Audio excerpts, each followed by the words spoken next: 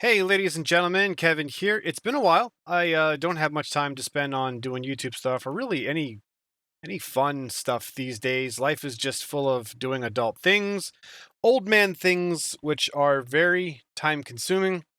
And those of you guys that also do old man and old lady things, you understand my pain.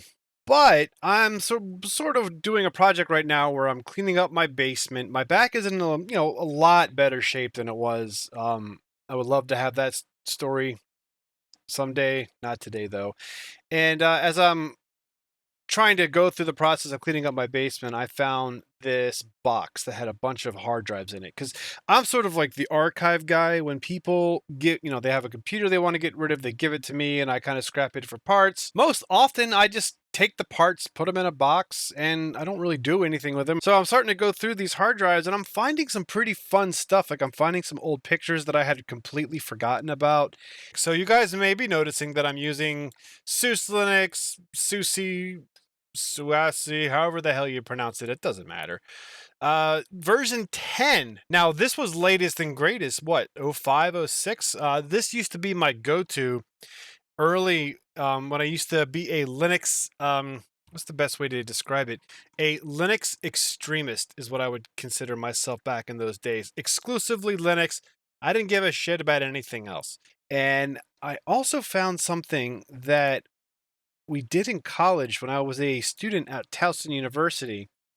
And when I hover over this archive here that actually has the source code, you can see a timestamp on there of May 13th, 2006. So that's just like so cool to see.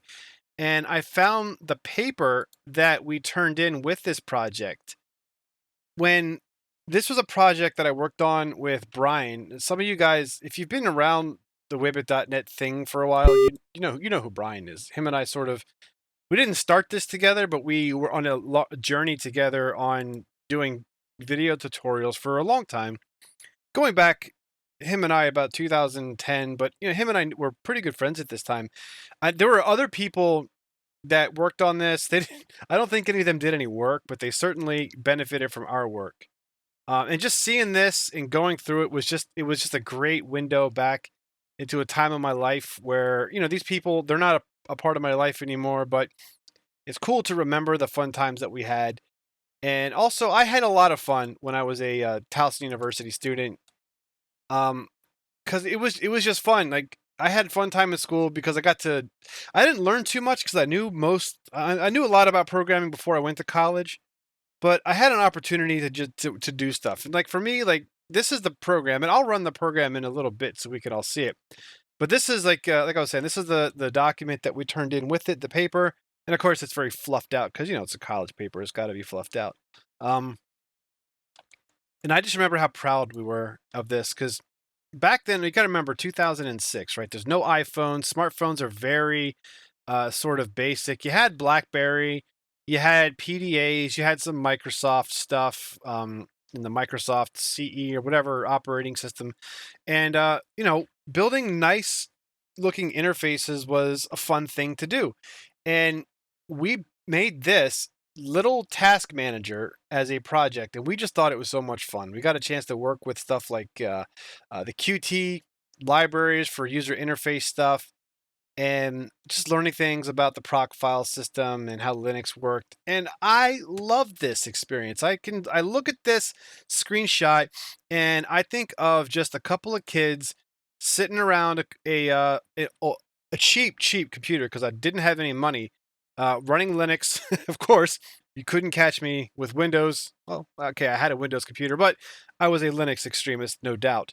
And just sitting there drinking coffee, smoking cigarettes, reading documentation because Google was still good, but it wasn't as good.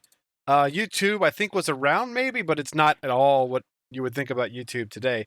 So all of this stuff we just learned ourselves. It was so much fun, and for such a simple little program here. And this here, got this screenshot. I'll talk about it in just a second, but this is just a trip. And before I go any further, I just want to, if you are younger and you have cool stuff that you did, at least that you think is cool, try to find some way to keep it, because when you get older, it's really fun to stumble across this stuff and see who you were, what you did, what you cherished, something that you did. And this is an example of that. I remember how proud we were of this feature here, which I'll showcase in a minute. Um, this was just a ton of fun to do this, and I so good opportunity for us. We did this in KDE, Linux, how Linux interacts with processes, proc file system, Trolltech QT class libraries. Yeah, dude, that was good stuff. And SUSE 10, which was my go-to back in those days. I think there was an early Wibbit.net tutorial where I'd made a calculator, and I learned what I use on this project. And I was like, I have to document this, because in those days I was just making videos to just document stuff that I learned so that I can go back and look at it later. So I just remember I documented how a different program that did the same thing, as well as making an RPM. And here's that RPM. Well, I've already installed it on here, so let's actually run this and take a look at it. So let me do a suroot and then KTaskMan. I'm not doing a very good job explaining why I'm making this video. Maybe I am. I don't know. It's just, look at this. Look at this cool thing that some stupid little kid made. And when we made this, we were so impressed with, like, this looked like a professional looking program. And I remember we probably had one of the better programs in our class. I don't remember what the exact assignment was. Maybe it was something like actually, I think I do. I think the assignment was build some sort of system software. And pretty much everybody had command line tools or shell scripts that they wrote. But of course, Brian and I, being, the goody two shoes, we had to outdo everybody.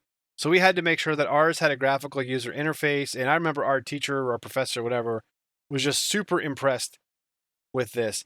I mean, again, I look at this and I'm like, wow, all those nights, like even this feature here where you see how this is updating every second. Well, if you don't do anything, this highlighted thing goes to the top every single time. So I just remember like learning how, whenever you repaint this, finding the position where it was, rehighlighting, small things like that.